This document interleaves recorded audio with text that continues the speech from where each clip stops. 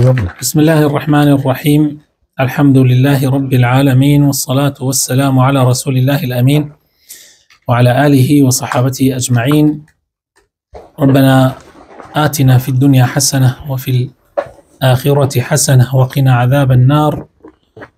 برایانی عزیز و خۆشەویستم لە پرۆگرامی زاد بابەتی فرموودە لە قۆناغی یەکەمە گەیشتوێتە حەدیثی 19 الحديث التاسع عشر. فرموا مساء سوران.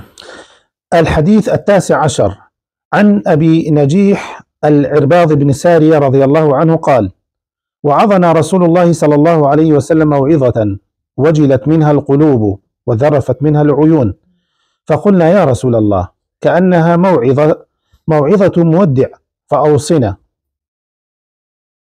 بله أبي نجيح ناوي عرباض بن سارية بوا صحابي في غمر صلى الله عليه وسلم أفرمي روجي كان في غمري خاص الله سبحانه آموشگاری کی کردین دڵانی هاورد لەرزە فرمێسکی لە چاوان دەرهێنا وتمان ئەی پێغەمبەری خوا ئەم ئامۆژگاریەت ئەڵێی ئامۆژگاری خوا حافیزیە، يعني ئامۆژگاری ماڵ ئاواییە، بۆیە وەسیەتمان بکە.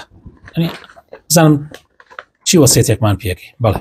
قال: أوصيكم بتقوى الله عز وجل والسمع والطاعة. بەڵێ. وإن تأمر عليكم عبد فإنه من يعش منكم فسيرى اختلافا كثيرا، فعليكم بسنتي وسنة الخلفاء الراشدين المهديين، عضوا عليها بالنواجذ، وإياكم ومحدثات الأمور فإن كل محدثة بدعة وكل بدعة ضلالة. رسول الله فرموي صلى الله عليه وسلم وصيتان في أكم لەخوا ترسان بەوەی کە خۆتان لە نافەرمانەکانی خوا بپارێزن و وەسیەتان پێ یەکەم بە گوێگرتن و گوێڕایەڵی بۆ کاربەدەستانتان، حتا ئەگەر کابرایەکی کۆیلەی ڕەشپێست خەڵکی حەبەشە لە ڕیوایەتێکە عەبدێکی حەبەشی بێ هەر ئەبێ ئێوە گوێڕایەڵی ببن، چونکە ئەگەر کەسێک لە ئێوە تەمەنی درێژ بێ و بژێ خلاف و دووبەرەکێکی زۆر بینێ. جا لەو کاتانە دەست بگرن بە سنەتی من و سنەتی خولەفای ڕاشدینەوە المهدیین، يعني ئەوانەی کە ڕاشدن، يعني ڕێ بە خەڵک پیشانەدەن، ئامۆژگاری خەڵکەکەن لە کاتێکە خۆشیان ڕێ پیشاندا دراون. عضوا عليها بالنواجذ، بە کاکیلەکانتان قەپی پیا بکەن. جا شتێک ئەگەر ئینسان بە کاکیلە قەپی پیا بکە، يعني معنای وایە ئەگەر هەموو دگانەکانی دەرنەچێ بەری نادە، هەموو دگانەکانی نەکەوێ بەری نادا، يعني ئەوە وەکو بڵێ تونترین قەپە. وإياكم ومحدثات الأمور، ئامان ئاگاتان لە شتە زیادەکان بێ ئەوەی کە ئەخرێتە سەر دین. فإن كل محدثة بدعة، هەموو داهێنراوێک لە ناو دینی ئیسلامە، لە عەقیدە بێ، لە عیبادەت بێ، لا منهج به هر بدعية وقمراية، وهمو بدعية كيش بيقومان قمراية. راوي الحديث أو كسيك حديثك أجريتوا هندك بناسي بقوي. العرباض بن سارية السلمي من أعيان أهل الصفة، سكن حمص، وهو أحد البكائين الذين نزل فيهم القرآن، مات في فتنة ابن الزبير، وقيل مات بعد ذلك سنة 75. عرباض السلمي بوا لا أعيان أهل الصفة بوا. أهل الصفة كوملا صحابيك بون لبرهيواني مزقوتكي في غمرة صلى الله عليه وسلم أمانة مزقوتكي في غمر برهيواني كي بو بي وتراس الصفة لبي أمانة بو علم، بو عبادات، بو خواناسي، بۆ ئەوەی دایمەن ئاگایان لە پێغەمبەر بێ و علمەکانی پێغەمبەر وەرگرن، نەیەلەن هیچیانە دەست دەربچێ. یەکێک لەوانەی کە لەو شوێنە بوو ئەبوو هورەیرە بوو، یەکێک لەوانە عیرباضی بنی ساریە بوو. ئەم پیاوە دوای وەفاتی پێغەمبەری خوا صلی الله عليه وسلم و فتوحات ڕۆیشتە حمص لە سووریا، لەوێ نیشتەجێ بوو. یەکێکە لەو سەحابانەی کە زۆر ئەگریان، يعني زۆر مەشهورن بە گریان، بەکائین، کە قورئانیان لەبارەوە دابەزیوە، يعني قرآن لسر گریانەکانی ئەوان دابەزیوە. لە سەردەمی لە فیتنەکەی ئیبن زوبەیرا وەفاتی کردووە. ئەمە قەولە، قیلێکی شەیە، قیلەکە يعني لە قەول زەعیفترە، يعني رأيك تريش معناه بلا أمر رأيك أويان بقوتني الله لصالي هفتا وبينج وفاتي كردوه. شرح المفردات. بلى شرحي وشكاني أم حديثة. وعظنا الموعظة أي التذكير بما يلين القلب. آموشگاری ئەوەیە کە یادەوەریەکە کە دڵان نەرمەکە. وجلت أي خافت منها القلوب. دڵی ئەترسا. كما قال الله تعالى: الذين إذا ذكر الله وجلت قلوبهم. ئەوانەی یەکێک لە صفاتی ئەهلی ئیمانەوەی کە لە سوورەتی ئەنفال باس کراوە ئەوانن کە ئەگەر باسی خۆیان بۆ بکرێت دڵیان دێتە لەرزی. ذرفت يقال ذرفت العين إذا جرى دمعها. يعني أجا فرمسكي بيت خواروا. كأنها أي كأن هذه الموعظة موعظة مودعة، وذلك لتأثيرها في إلقائها وفي موضوعها وفي هيئة الواعظ، لأن كل هذا مؤثر، فتأثير المواعظ له أسباب منها الموضوع وحال الواعظ وانفعاله.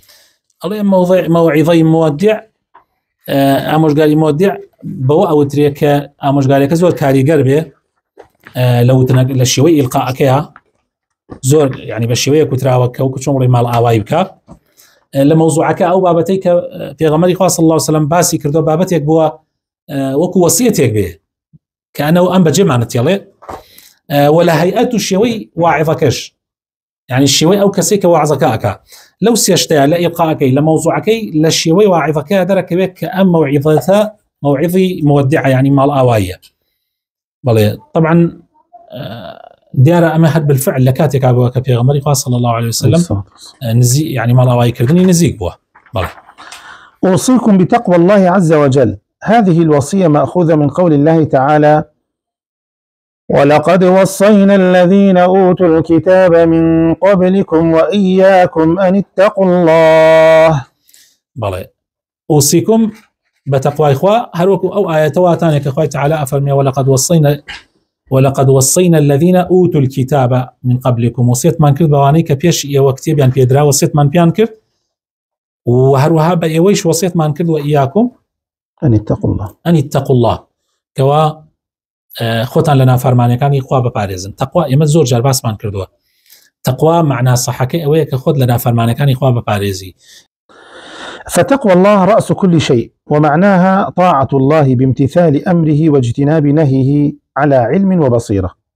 بلى طبعا تقوى إخوة سريها مشتقانة يعني سريها مشتق تقوايا أجر إنسان لأخوة ترسا خۆی لە نافەرمانەکانی خوا پاراست ئیترتەوە ئیتر ئەو کەسە ئەیخەیتە هەر شوێنێ لێی ناترسی چونکە ئەمرەکانی خوا جێبەجێەکە خۆی پارێزی لە نافەرمانەکانی خوا. بەڵێ والسمع والطاعة أي لولاة الأمر. سمع و طاعة ئەمە بۆ کێیە؟ بۆ کاربەدەستانە ئەبێ گوێیان بۆ بگریت و گوێڕایەڵیشیان بی. وخصهما بالذكر بعد ذكر التقوى مع أنهما من تقوى الله لأهميتهما ولخطر التمرد على ولاة الأمر. باشا خو گوێڕایەڵی کردنی کاربەدەستانیش بەشێکە لە تەقوا، یعنی بەشێک لە تەقوا ئەوەیە کە تۆ گوێڕایەڵی کاربەدەستان بی. ئیتر بۆچی لێرە بەتایبەت باسی کرد؟ چونکە ئەڵێ لەبەرەوەی گوێڕایەڵی نەکردنی کاربەدەستان زۆر خەتەرە ئەو فیتنەی گەورەی لێ ئەبێتەوە و ئەبێتە مایە ئەوەی کەوا ئاژاوە لە وڵاتە دروست ببێت.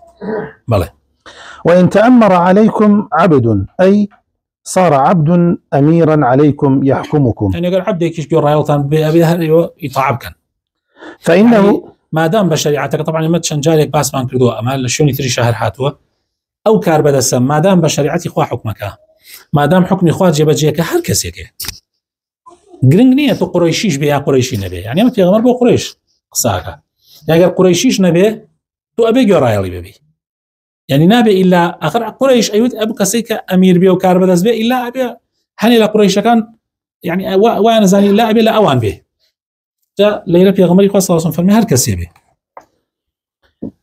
فإنه من يعيش منكم أي تطول به الحياة يعني دريج ببي خلاف زور بينه فسيرى اختلافا كثيرا أي في العقيدة وفي العمل وفي المنهج. خلاف زور بينه لا عقيدة لا عبادتها لمنهجها.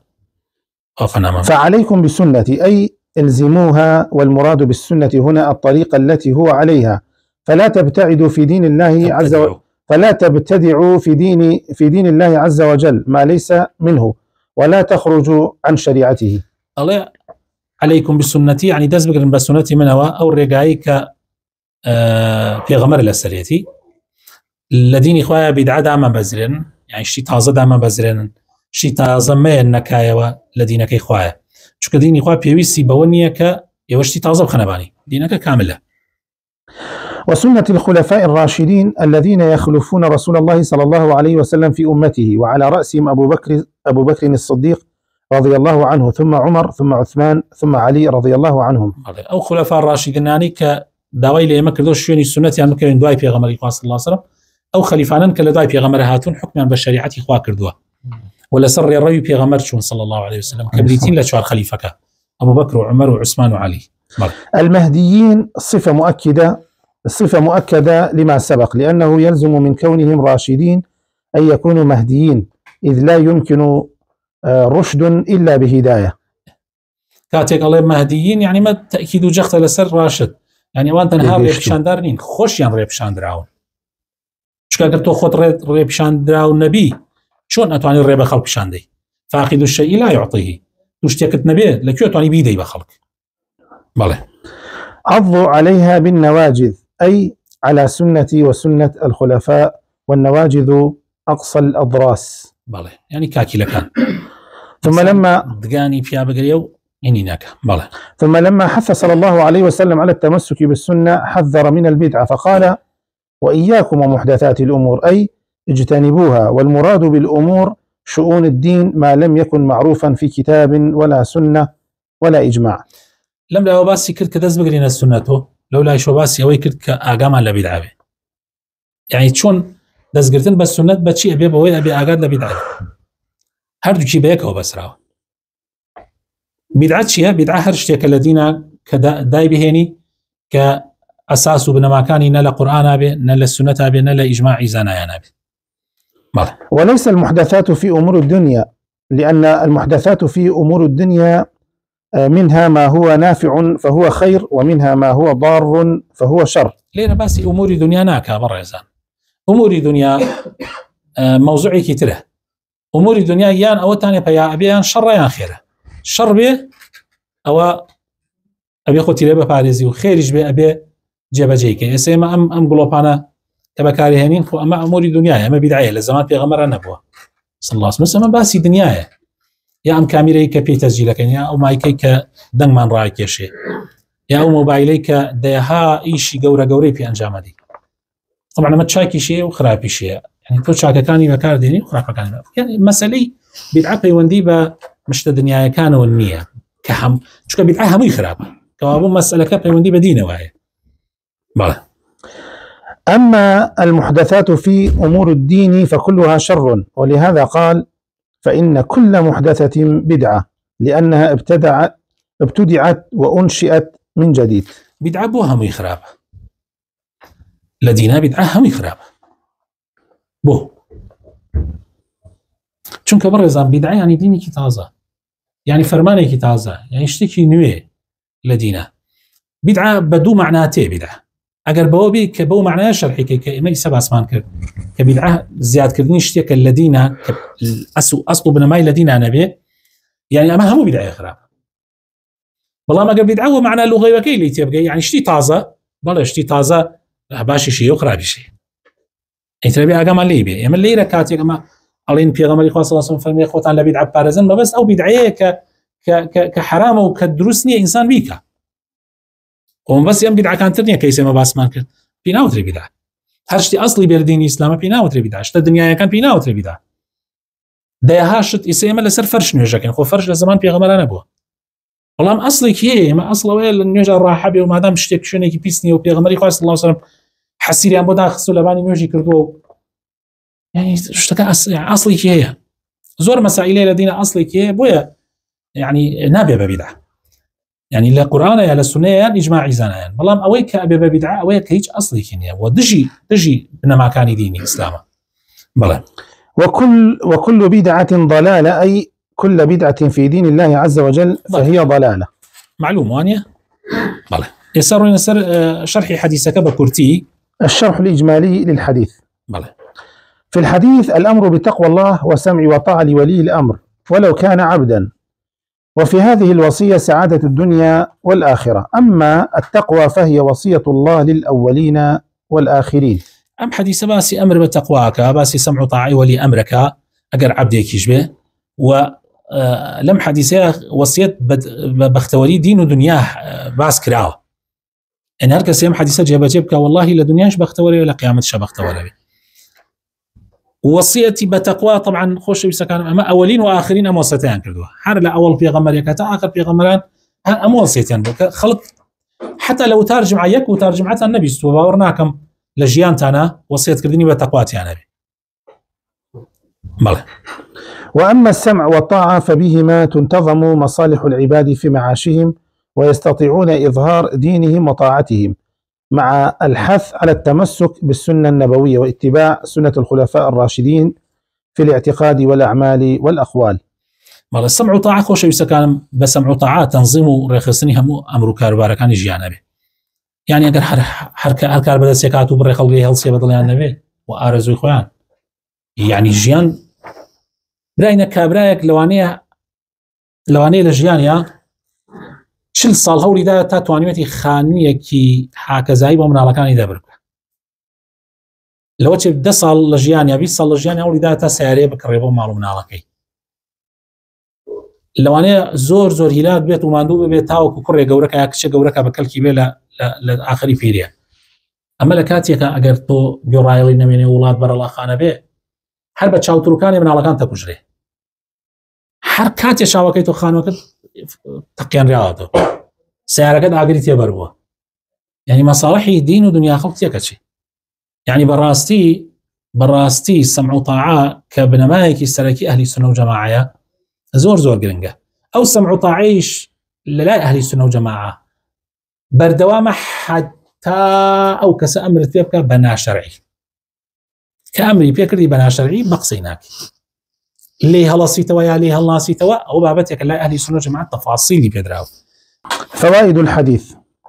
فائدەکانی ئەم حەدیثە: أولا أن أهم ما يوصي بها العبد تقوى الله عز وجل لقوله صلى الله عليه وسلم: أوصيكم بتقوى الله، وهذا دال على فضيلة التقوى حيث كانت أول ما يوصى به. گرنگترین شت کە خوای تعالی وصیت بە عەبدەکانێکە تەقوای خوایە. أوصيكم بتقوى الله، وأما الدليل لسر فضيلة تقوى چونکە یەکەم شتێکە کە دائما وصيتي پێکرێ. ثانيا وصية النبي صلى الله عليه وسلم بالسمع والطاعة لولاة الأمور، والسمع والطاعة لهم فيما يتعلق بالحكم ورعاية الناس واجب بالكتاب والسنة. قال الله تعالى: يا أيها الذين آمنوا أطيعوا الله وأطيعوا الرسول وأولي الأمر منكم. وصيت كردني پێغەمبەر صلى الله عليه وسلم بسمع وطاعة گوێگرتن و گوێڕایەڵی بۆ کاربەدەستانی مسلمانان ئەوانەی کە ئەمر بە معسیەت ناکەن ئەگەر ئەمریشان بە معسیەت کرد تۆ بە قسەیان ناکەی. سەمع و تاعاکردن بۆ ئەوان لە بابەتەکانی حکم و بەڕێوەبردننی خەڵک ئەمە واجبە بە کتاب و سنە، واجبە برینە ناکرێ یعنی وڵات بێخاوەن بێ، واجبە. خوای تعالیش لە قورئان ئەمری پێکا: یا ئەیها الذین آمنوا أطیعوا الله وأطیعوا الرسول وأولي الأمر. أولي الأمر دوو چینن، زاناکان و ئومەرا، ئەبێت تۆ گوێڕایەڵیان بی، ئەبێت تۆ لەگەڵیان بی، هاوکاریان بی لە کاتی خێر و چاکەیە. وتعاونوا على البر والتقوى. بله. ثالثا وجوب التمسك بسنة النبي صلى الله عليه وسلم وسنة الخلفاء الراشدين تمسكا تاما، وذلك واجب في كل حال، لكن يتأكد عند وجود الاختلاف. دەستگرتن بە سنەتی پێغەمبەر و سنەتی خەلیفە ڕاشیدیەکانەوە بەتەواوەتی ئەمە واجبە لە هەموو کاتێکە، بەڵام لە کاتی فیتنە زیاتر واجبە، چونکە خۆی ئەو کاتە زۆر خەتەرە. لە کاتێک ئەگەر فیتنە لەبێ هەموو عالەمی ئیسراحەتەوە، کەس گومڕا نابێ بە ئاسانی. کاتی فیتنە مشکیلەکان دروستە بێت. ئەی چی بکەین لەو کاتە؟ دەستگرتن بە سنەتی پێغەمبەر و ڕێبازی خەلیفە ڕاشیدیەکان. ماسەکەم باشە چوارەم و پێنجەم دوای ئەوە باسکەین باشتر نیە؟ باشە، چوارەم و پێنجەم باسکە، دوای گەڕێینەوە بۆ ئەو فەرقە. بەڵێ. رابعا التحذير من البدع، ومن محدثات الأمور، والمراد في الدين أما في الدنيا فإما مطلوب وإما مذموم حسب ما يؤدي إليه من النتائج. أقدر كردنا ولا بدعة، وبدعيش ليرة طبعا أوشتانية كلا دينه لغير دينه أو دياره خراب هيا وشاكيشة شاكا كان ورا قريب دين خراب كان ورا ناقري والله أملا دينه هي بدعة ناكري تو عقيدة كتير بيري دايني ناكري أشتيك بيغمر بديني نزعن بيتو بكيت دين ناكري عبادتي كتير دروز بكي ناكري منهجي كتير جلال منهجي خواو بيغمري خواو بكيت منهجي جيان بله. خامسا أن جميع البدع في الدين ضلالة ليس فيها هدى، بل هي شر محض، حتى وإن استحسنها من ابتدعها فإنها ليست حسنى، لقول النبي صلى الله عليه وسلم: كل بدعة ضلالة، ولم يستثني النبي صلى الله عليه وسلم شيئا. حمو بدعة كان لدينا قم راية إذا هاتي تيانية بلكو شركي هاتية حتى أقل هندي خلقش بلا يعمل تشاكا شونك تشاك نية تشاك لدينية لعقيدة وبيرو بارمانا بحيث شيء وياك بنماينية لدينا نا قرآن نا سنة نا إجماع ويا غمر فرمتي كل بدعة ضلالة هيك جانا كردتوا. أما أجر بدعة بو معناها اللي تبغي، بس أجر بمعنى لغوي كتبغي معنى لغوي وكي أو كاتش الدنيا كان شجرتوا وحموش أنا أجرتوا كوابو بدعة أجر بس بو معناها لغوي اللي تبغي بدعة حرام ما نشيء بدعة واجب مش معناه يعني بدعة وكاتب بيدا بينج نوع بس بدعة لدينا حرامة نابي إنسان شو يعني بكبه أم جاي السيدة تسر بابتك طبعا ما بازيك ما نداه بس يابوي أم بابته وتنيا باسكين أيش أويك يا ما علين كهالشي بدعة هي ضلالة وانيا أي باشا قينا إما لولا حديثك معناه في غمر فرمي صلى الله عليه وسلم: من سن في الإسلام سنة حسنة فله أجرها وأجر من عمل بها إلى يوم القيامة. هركس الإسلام السنة كي جوان دابه هنا